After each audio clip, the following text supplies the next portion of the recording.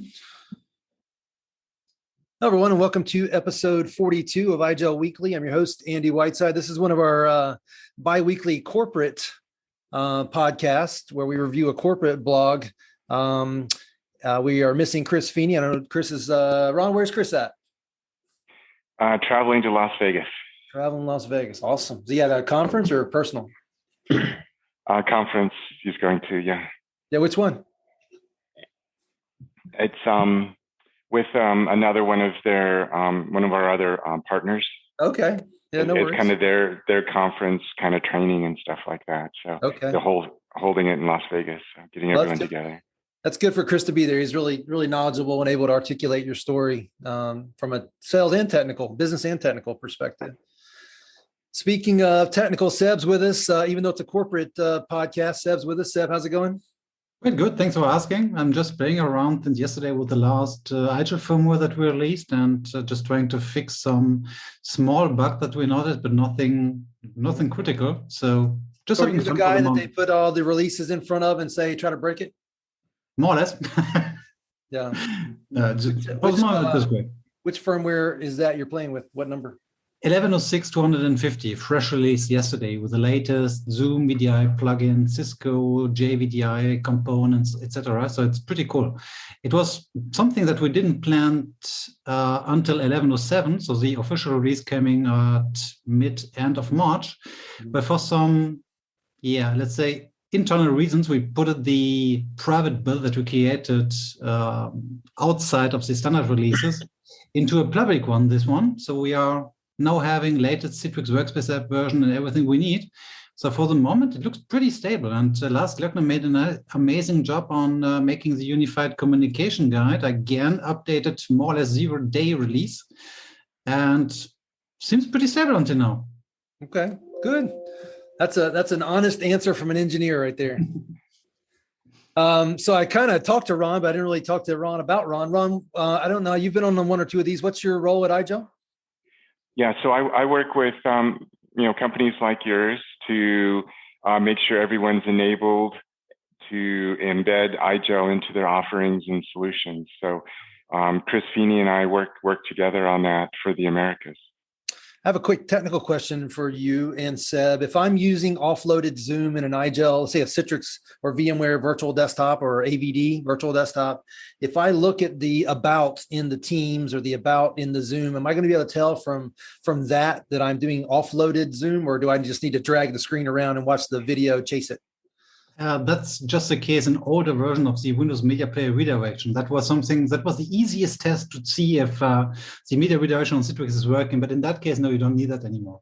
It's usually it says optimized or AJAX optimized. It depends from the kind of desktop virtualization you're using, but the client is telling you. So you need. But you go to help. So you just go to about, yeah, and it'll say, like in Teams on the bar at the top. Yeah. When you click about, it'll say optimize, media optimize. Is that true for Zoom and others as well? Yeah.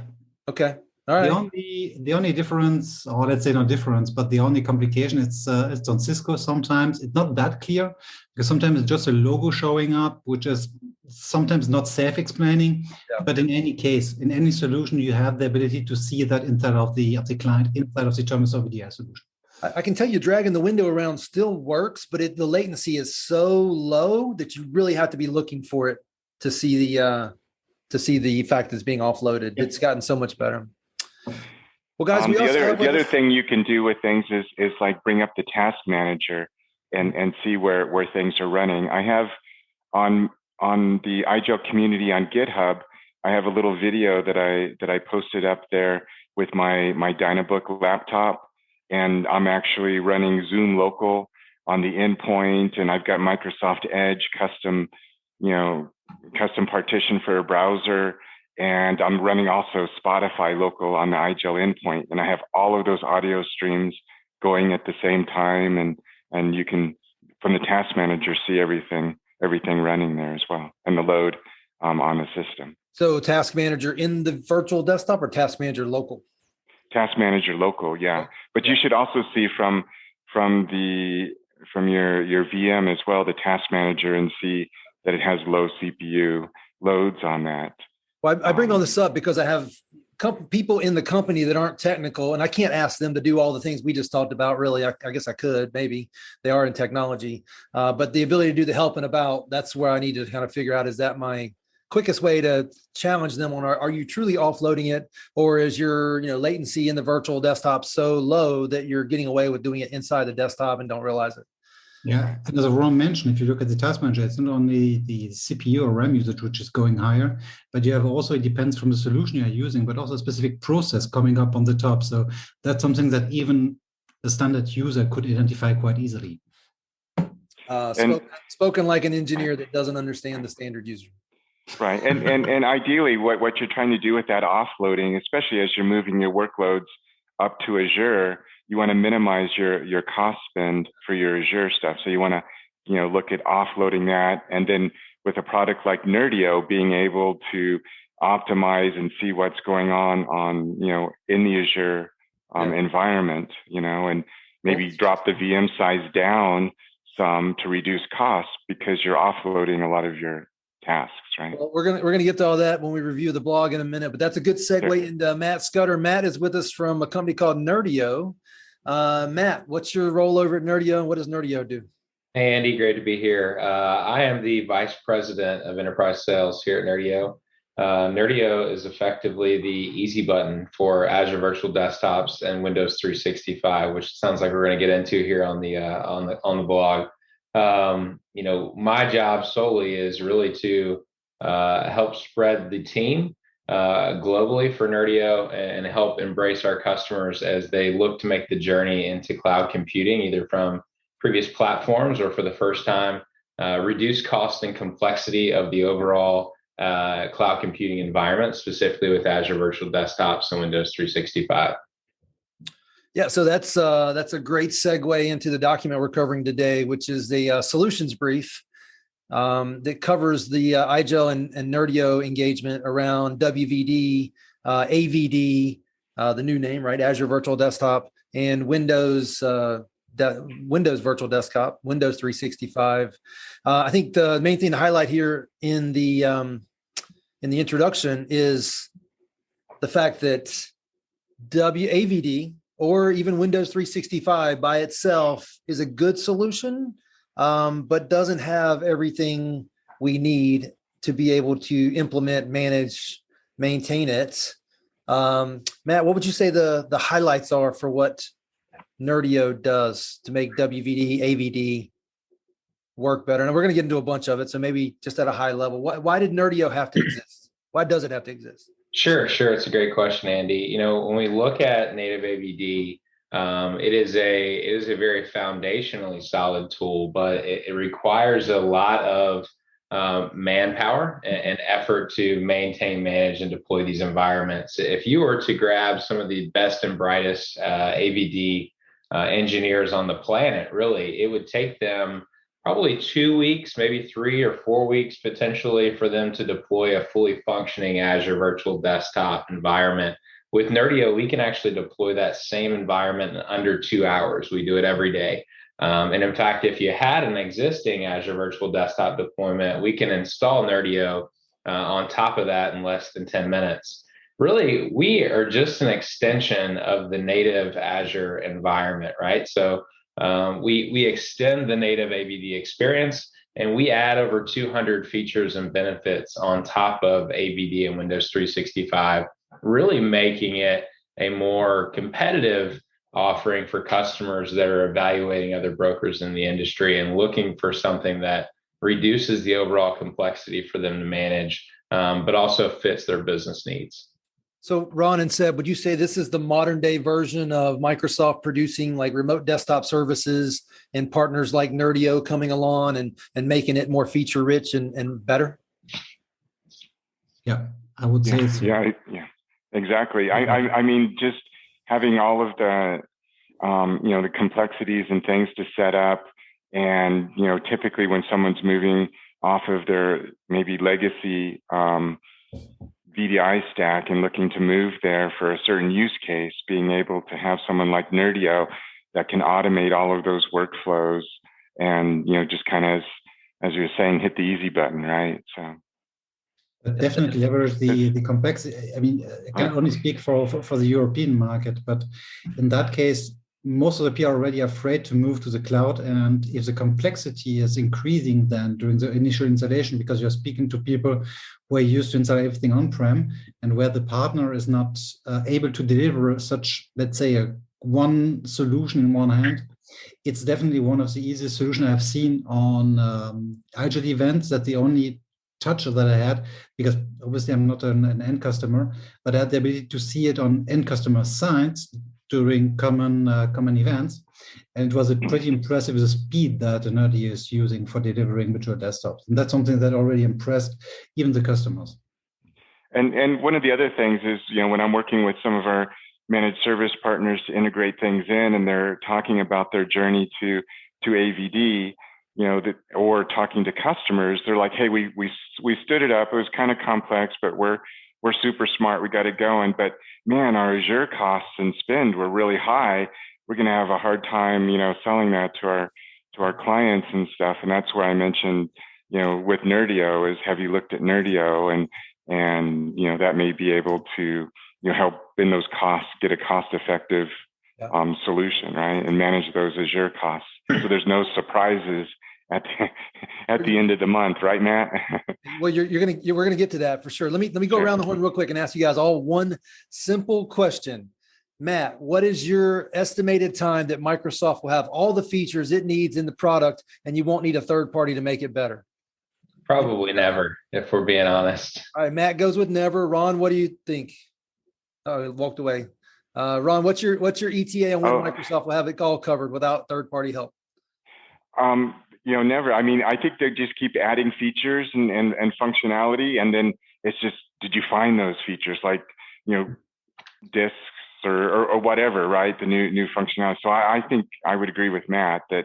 So I got two Nerdio's. Yeah, sorry, go ahead. And the reason why it's never, okay, Seb, your answer to that question. How long will it be before Microsoft has it all covered?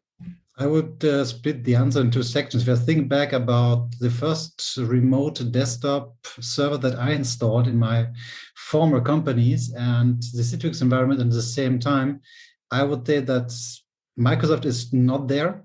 And it took about 20 years from day one where I started this journey until now. Yep. So if I think of such kind of AVD processes simplifying, I don't think they will reach it, because that's not their focus. Well, so let me add this statement to this question. Well, two things. One, time and technology marches on. So whatever they solve, whatever Nerdio helps them solve today, there'll be something new tomorrow. Like literally tomorrow, there'll be a feature that somebody needs. Microsoft's going to have to take their big machine and make happen quickly, or they're going to have to rely on third parties to make happen for the short term, the midterm, the long term, and even then make it the best it can possibly be, right? I mean, that's one of the reasons why this is going to happen the way it's going to happen is it will never stop. The need for innovation will never stop, and Microsoft can't keep up. That's where they need their third-party partners like Nerdio and IGEL. That answers the never, right? It's got to be never. Yeah, never. Now, I will ask you guys this, and not to go into a lot of detail, we still have a lot to cover here. RDS, Remote Desktop Services from Microsoft, they were in it to be in it. Would you say that in the world of AVD, Windows 365, they're more in it to win it than they were with Remote Desktop? Yeah, I don't think so. I think it's, I think just the previous conversation that we have continues to compile that, Microsoft over the years has always had a competing offer, but they've never been really focused on being pure competition or bleeding edge, right? Microsoft's kind of MO is status quo. They're going to have an offering. It's going to be very cost effective, AVD being free, right? It's pretty cost effective. They just want to be a participant in the market. And as you said, right, they want to lean on their third-party vendors and ISVs in order to help kind of fill the gaps in their overall portfolio and total solution. How about if I say it like this? They're in it to win it, but they know they can't go undefeated and they know it's a team game. How about that? Yeah, I would completely agree with that. And the reason they're in it to win it is because they want those Azure workloads to run in their data centers, just like XenTegra wants workloads to run in our data centers.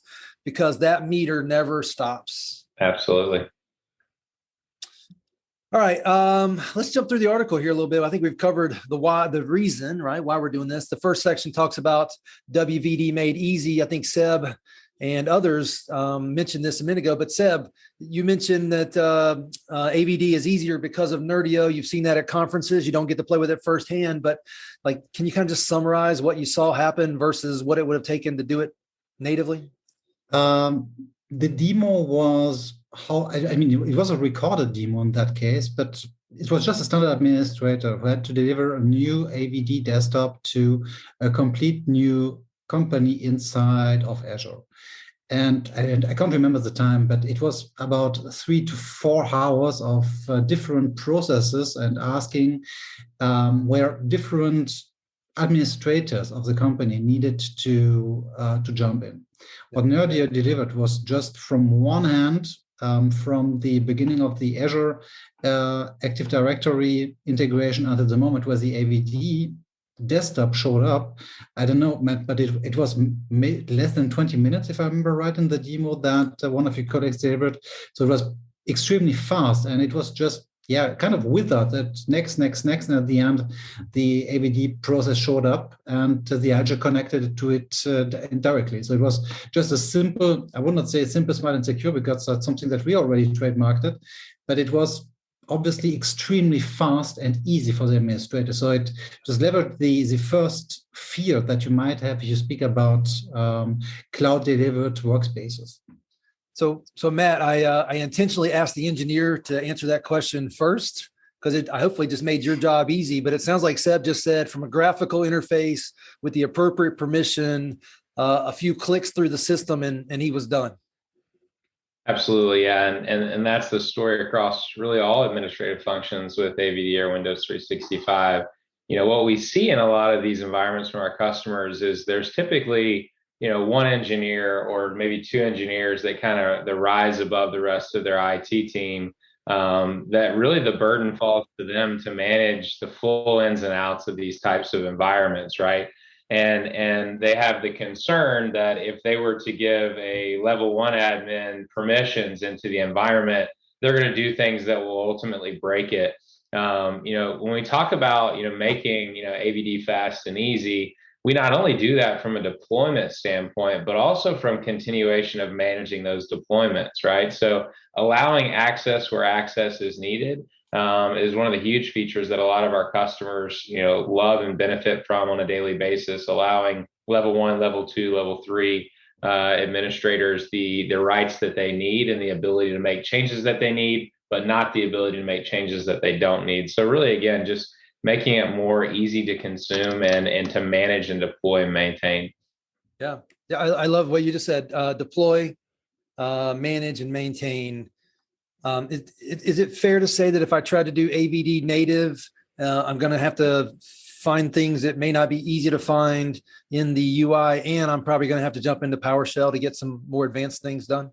Certainly in PowerShell, it will be your best friend. And I think that's, we find customers all the time that are extremely tech savvy and have got these environments up and off the ground and have created their own scripts and even tried to get into some of the things that we do around cost savings and optimizing those environments. But they fall far short as to what we can do. And typically, I'd say 99% of the time when we demo them, what we can do, they see in their brain, right? The ticker and the light bulb continues to go off time and time again of, man, that would have made my life so much easier. Man, my life would be so much easier, right? I've got to move forward with this solution.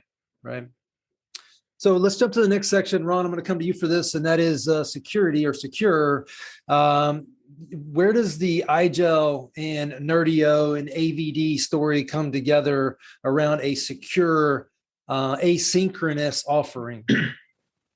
Yeah, really, the journey is when you're talking to a client about moving to AVD, and moving their Windows or their applications to Azure, it comes back down to the endpoint. If you're moving those workloads and everything up there and you still have Windows on the endpoint, all you may be doing is adding costs and having that, security posture. So by moving your Windows and your application workloads to AVD, then it just makes sense to go ahead and convert your existing endpoints to run IGEL, to have that secure connection into the environment, right?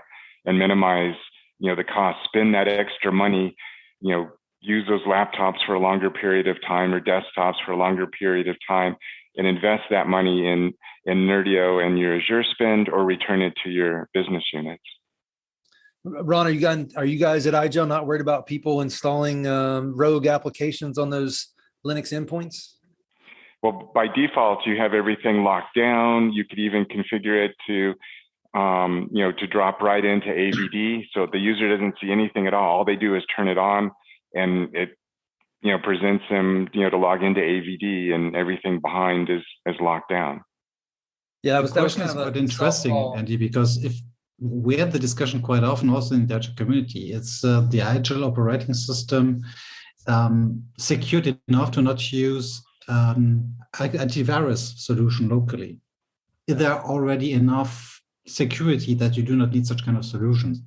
And the question is yes and no. So I would say your question is definitely interesting, because the application is one hand, but the other hand is the end user. And the user always find a way to try to tweak around to access the web browser, whatever. And in my opinion, if you have a web browser installed on the endpoint, it's still a way to get something badmanned on your endpoint. So that's definitely something that we are covering even more on the OS 12 topic. So for every listener who is interested in getting some insight in the security topic of OS 12, stay tuned. We'll definitely deliver something in the next months. But that's definitely something that we are aware of, especially if you think about the metric that the IGEL operating system could deliver in the future. Yeah. So my marketing sales guy way of asking that question was the idea that you guys would just say, nope, don't have to worry about it, all done. But I love that Ron and Seb both gave kind of answers that said, more in depth as to how it's possible, but not likely. But Linux-based, read-only, accessing Windows in a data center securely over a remote protocol that hopefully has a bunch of stuff turned off. But you guys are so honest that you wouldn't just say, nope, no problem. You said that it could be, but surely it's the odds are greatly reduced when accessing it this way. And so all of a sudden you have this secure thing being accessed, hopefully secure thing, if you do it right, and Nerdio can help, over some protocol with a secure device, and you got a bunch of your check boxes right there. Matt, what does Nerdio do in the world of AVD and Windows 365? And I keep saying those specifically because there are two different things that are related, but not necessarily the same. What does Nerdio do to help secure the environment on the backside of what Ron and Seb just discussed? Yeah, I think that, a lot of customers are moving to the cloud with, kind of really this unparalleled amount of threats that are out there, right? It's too costly to try to secure these types of virtual desktop environments, on-prem in present day.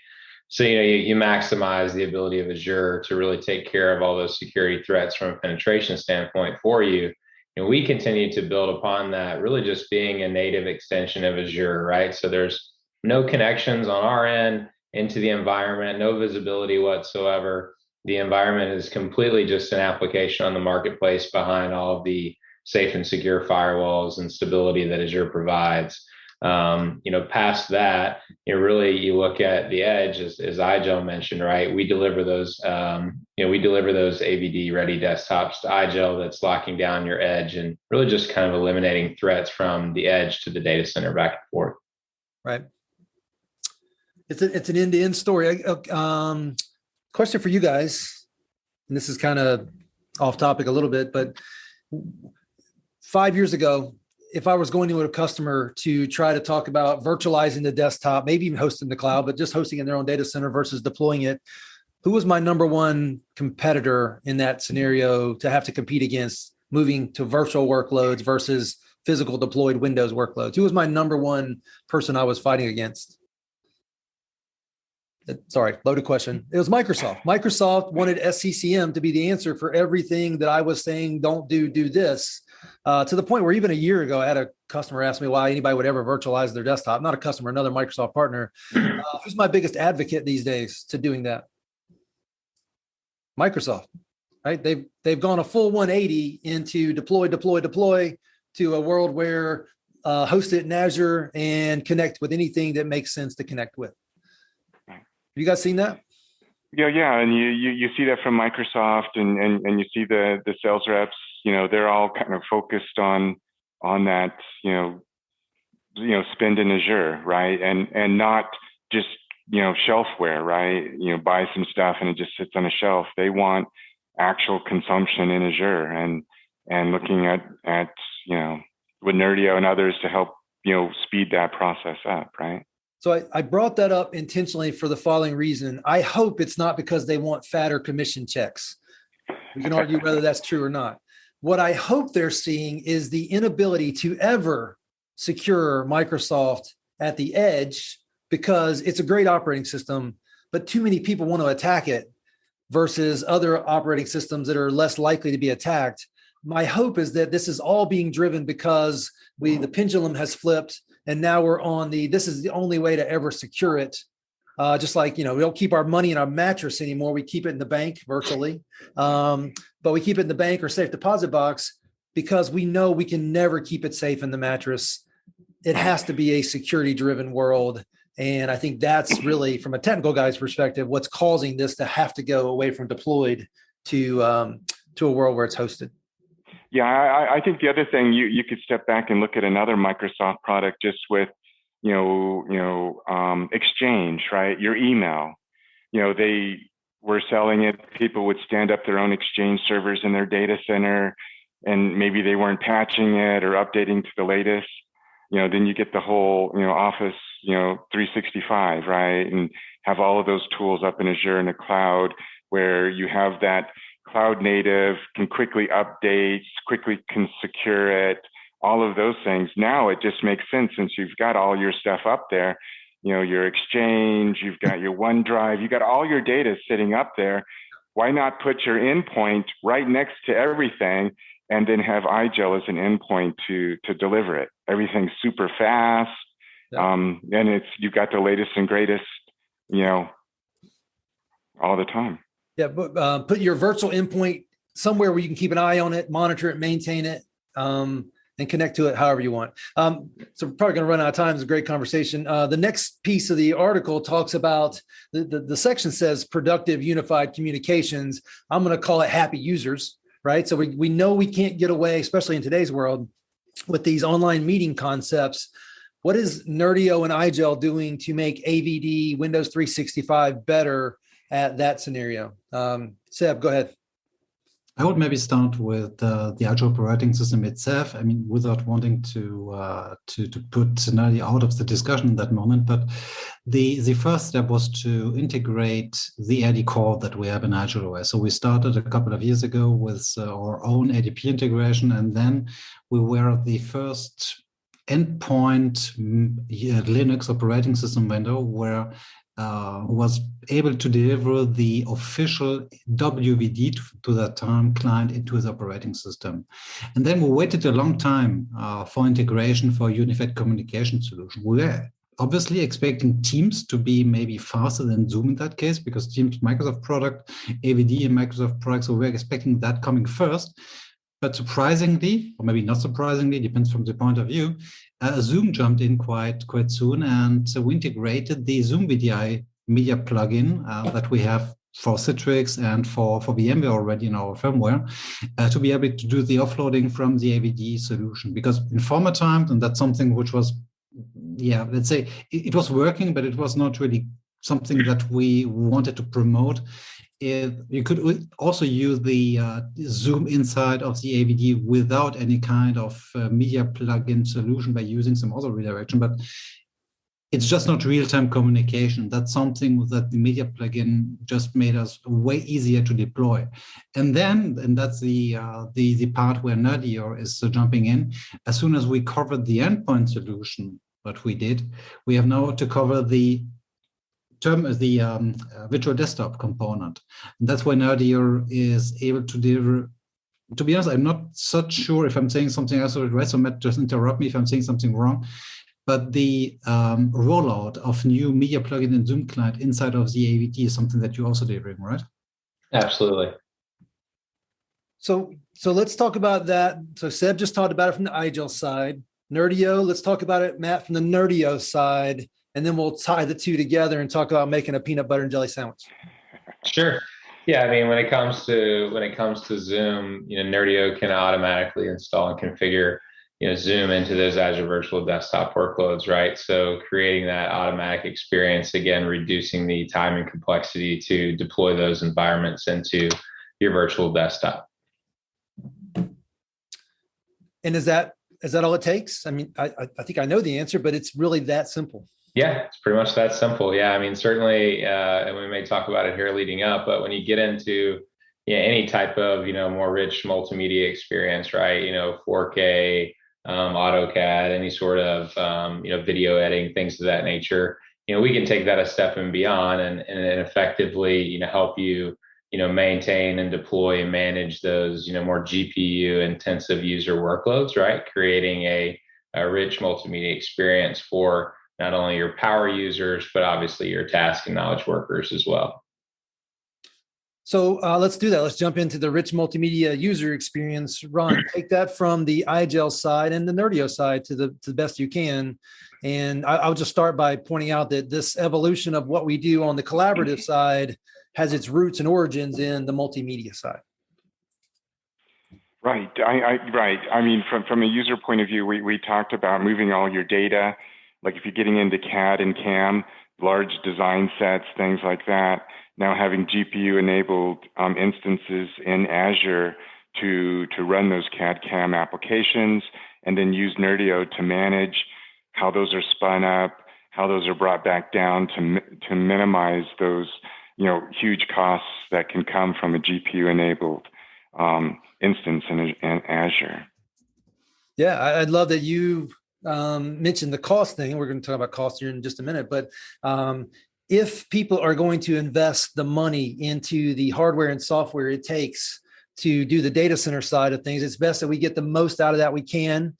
This is where the IGEL and Nerdio solutions can help. At the same time, if we're going to offload that down to the end user experience, that's where it's going to take smart hardware to take advantage of that local smart software to take advantage of that local hardware. And in both cases, the IGEL story is going to be able to play along with those scenarios. Matt, what does Nerdio do on the multimedia side of making AVD and Windows 365 better? Yeah, and mostly it's in maintaining and optimizing those environments, right? So, we're constantly looking for cost savings and ability to, right size your workloads. So whether it's a task-based worker or these more user-rich media users for GPUs, we're going to be able to come in, right-size those environments, and make sure that you are paying for the resources that you use and not the ones that you're not. Well, I think I've heard the idea of saving money probably 10 times on this podcast so far. Let's talk about saving money. You guys ready? Do it. Do we need to even talk about it at this point? I'm sure we do, right? At the end of the day, green computing, virtual desktops, digital workspaces, they're all great concepts and stories. But if money is not saved or made or both, ideally, it's not going to happen, right? The whole world and most things in it are driven by the ability to make or save money. Okay, so there's a whole section in the article that talks about saving money. I think we've covered many parts of it already, but Matt, let's go to you and talk about where this story together, IGEL, AVD, Windows 365, all working with Nerdio truly helps the team at the customer. And I say team intentionally, whether it's the CFO, whether it's the CIO, whether it's a sysadmin. How do we save money using these two solutions as part of the Microsoft story? Yeah, absolutely. I think we could talk a whole podcast on Nerdio and saving money. But when customers look at new technology, they constantly find themselves in a point where one, they're moving into a completely different and unfamiliar space that can be scary for them. There's a lot of uncertainty around the cost of that, especially when we talk about cloud adoption and really an understanding of what is it actually going to cost me when we get into those environments. But then there's what you leave behind, right? The technology investments that you've had over the years that maybe still have good life in them. How can we maximize the existing the existing investments that we've made is really where IGEL can step in for you. And I'll let Ron speak to that. But when it comes to Nerdio and how we effectively look at cloud computing, I wouldn't say it's our mission statement, right? But, probably one of the top pillars of what we do and why customers, 99% of the time, if they move forward with AVD, they move forward with Nerdio, is that we really help to cost optimize the environment. We look at cloud computing and we identify every aspect of waste that there is to ensure that you truly only pay for what you use. And that comes down to even to our licensing model. Andy, we only charge you for the monthly active users that you have. So, if you had 4,500 users in the month of February, we would charge you for those 4,500 users. If the next month you only had 4,000, we only charge you for 4,000, right? So we want to make sure that you only leverage and pay for the resources that you use. I'll give you a quick, easy example of just one of many, many features that we can provide. In fact, actually, I'll give you two. One is this concept of, most customers have a traditional 8 to 5, 8 to 6 environment. So when those users log off and go home for the day or for the weekend, why are we paying for all of these resources in Azure, right, that we're not leveraging? So we'll take half of your host pools and we'll spin those down. We'll take the other half and we'll put them in what we call a base state. And even if a user happens to log in after hours or over the weekend, they're doing some extra work for you, which is fantastic. We have a burst in time technology that will deliver those resources to them just in time. The user never knows the difference. The user experience never suffers. But just in that one feature alone, we can save you around 57% of your Azure monthly bill. It's a huge cost savings, right? Something that sounds quite simple to do, but in theory, to manually do this would be extremely challenging and most likely would interfere with the customer experience. The other thing that we do, I think there's this concept, if your listeners are familiar, it's called reserved instances in Azure. This is a huge thing that Microsoft came up with. Basically, they say, hey, if you'll commit to a set amount of resources in Azure for a year or multiple years, we'll give you a very significant discount. I think it's like 60% off, right? So huge cost savings. Most customers just kind of blindly take that as a massive cost savings for them. We have a tool inside the product called RI Analytics. This is something that no one else in the world is even close to doing. And we'll actually realize that, hey, not every host pool is created equal. So certainly there could be host pools that would benefit in cost savings from reserve instances, but there may also be others that Nerdio can actually save you more money. So we'll look at each individual host pool over a 30-day period, and the tool will actually recommend to you which host pools you should move into reserve instances, and then we'll show you which ones we're actually saving you more money on. So again, just a couple of small features. The other really cool thing that I'll touch on briefly is in our actual tool. I think we live in a day, and we've all seen this, right, where companies will talk to you about we can save you here and we can save you here. And when it comes down to having that conversation with the C-level to actually cut the check, it's very, very hard all of a sudden to articulate where the actual dollars and cents are, right? A lot of times we talk about soft cost savings, and certainly we can save you up to 80% of the time and effort that it takes to maintain and manage these environments. But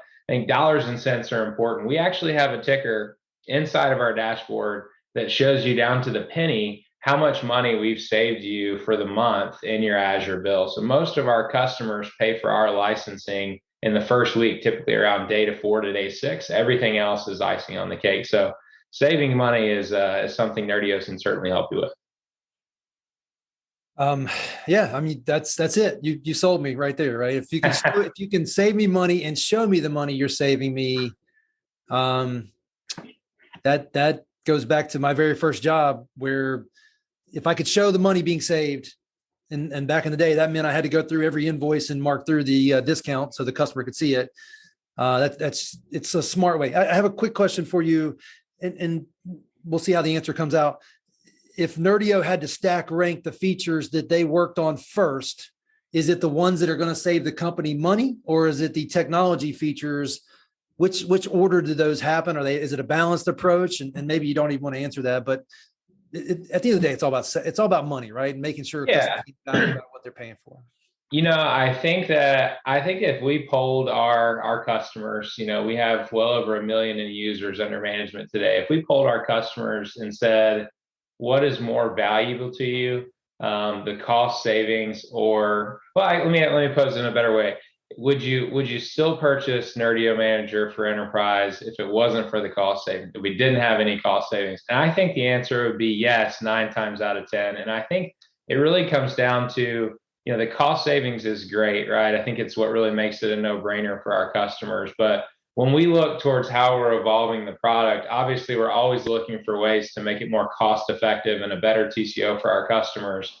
But really, we want to provide the best benefit to them from an ease of management standpoint and from optimizing the end user experience. So I think that certainly it's going to be heavily weighted on our focus towards providing a better experience for the end user, a better experience to that IT admin that's going to maintain and manage these deployments. But certainly we do not let it slip when it comes to cost savings, as you can see in the article. Yeah. And I think the other conversation when we bring clients and stuff in and reference with Nerdio around this, they're like, well, maybe we can start with Nerdio and then switch over to Microsoft when they get better features or get on par. And what we've seen over the years with Nerdio is they keep pushing it. They keep adding these new features, adding these things.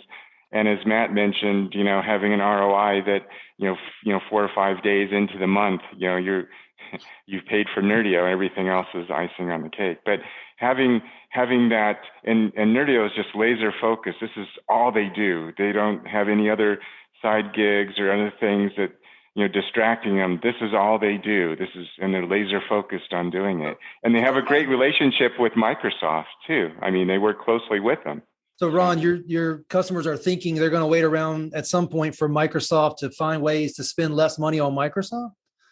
Well, what it is really, setting up the AVD, getting that set up, all of that, and thinking, hey, we can start with Nerdio now. And if they do get on par, then they can cut over and cut them out. But you're not seeing that. You're seeing Nerdio continue to innovate and provide the features. Yeah, that was just a joke. Microsoft's never going to fix it. They want you to drive consumption, not find ways to limit consumption. But let's assume that their head and heart's in the right place. But to some degree, why would they? They got third parties like Nerdio that can justify themselves in a matter of days or weeks and make it happen for everybody and all work out in the long run. Okay, so we probably talked in these podcasts tons about how you save money with IGEL. Seb, you want to hit it real quick and talk about how IGEL, in case we have a listener that doesn't know IGEL really well, can help save money as part of this equation? Sure. We have one big advantage. We are doing the same as Nerdio, not on the same level, but we are focused also on one simple topic. We are focusing on endpoint management.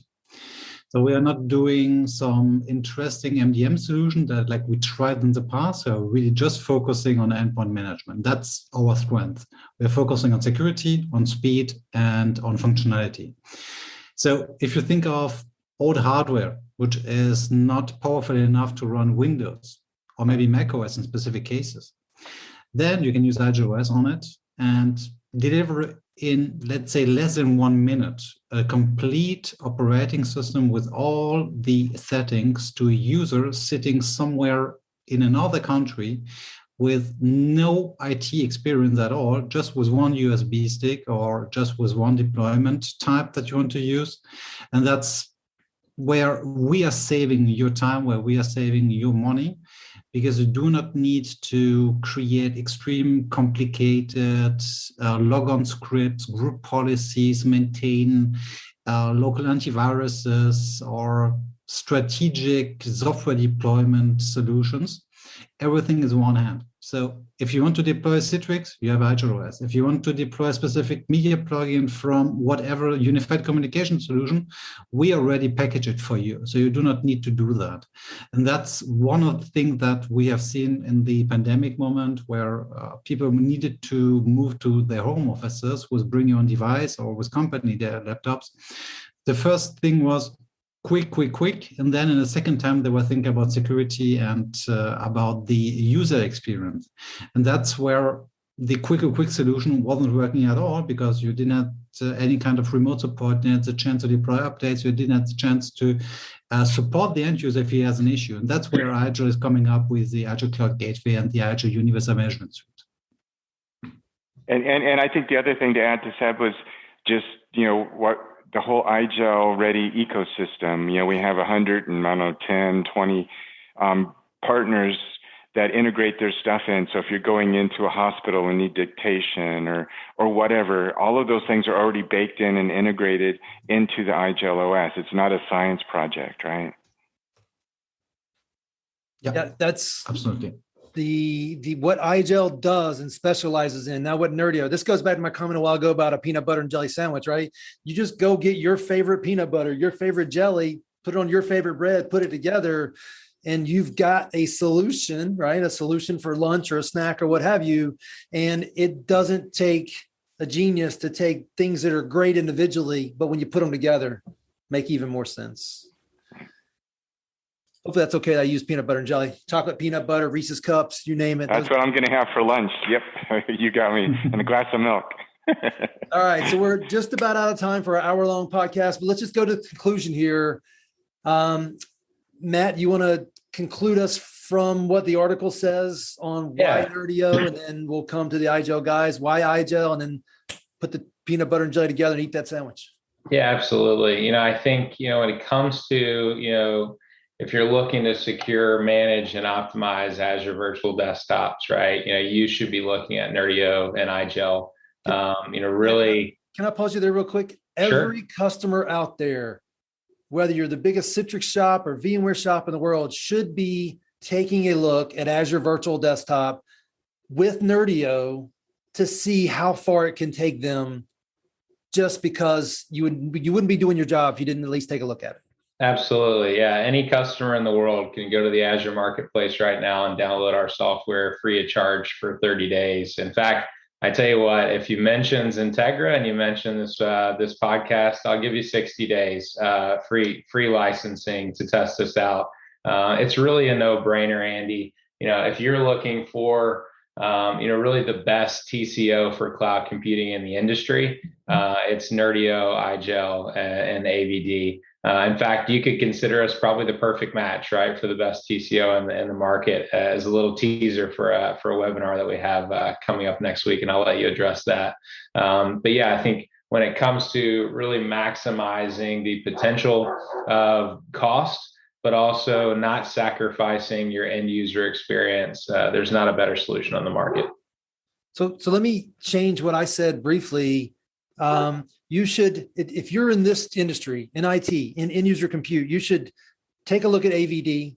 You should take a look at AVD with Nerdio, and you should do this every year to see if between the two, they've gotten the features that you need that allow you to move forward with the product, because it's moving so fast. I do a monthly podcast on AVD alone. It really needs to be something you look at and give it a hard look every year, just so you make sure you're not missing on an opportunity to solve this challenge with the up and coming, modern way of approaching it. Ron, IGEL, where does IGEL become the jelly to the peanut butter to make this a better solution for customers? Yeah, I mean, again, as you're moving those workloads into Azure, it doesn't make sense to continue running Windows on the endpoint as well, and especially like use cases where a customer may have contractors, remote workers, instead of, handing them out a laptop or making sure things are set, just give them a UD Pocket, our little thumb drive that the contractors can plug it into their laptop, boot up, and continue to work. The other thing is business continuity. We have some customers where they assign a user a laptop, but they also give them a UD Pocket, so that in case if the laptop were to fail or whatever, they could take that UD Pocket, plug it into their daughter's gaming machine, and continue to work. Very simple. I've never thought about the concept of giving them an IGEL device or any device and then having a UD Pocket as a backup plan. I'm the guy that works from the hotel kiosk a lot. I see the power in that without a doubt. And, I definitely see we're having that redundancy, that business continuity plan getting to the cloud, which is for the most part always going to be there from a device that you pick at the moment. That's powerful. Yeah, and I think the other thing is just kind of those specific use cases. You may have a customer that has a legacy VDI solution in their data center, but now they've got a use case for contractors or remote workers. It may not make sense to continue to spin up the legacy environment, add hardware there. You could use Nerdio and AVD and give them that, and then give them an IGEL UD pocket to plug into their own device. Yeah. Well, guys, I appreciate the conversation. I think we covered it well. I think I'm out of time. I know you guys probably, Seb already left. Seb just took off. Yeah. He let me know, but great conversation. Looking forward to doing this again. I think Matt, somebody on your team is going to be joining me for the AVD podcast that we do. We'll be throwing in what Nerdio can do on top of that, but more to come on the Nerdio world. And as usual, we'll keep covering IGEL, and we just love that story. All right. Time, guys. Thanks, Matt. Thanks, Ron. All right. Thanks, all. Take care. Bye-bye.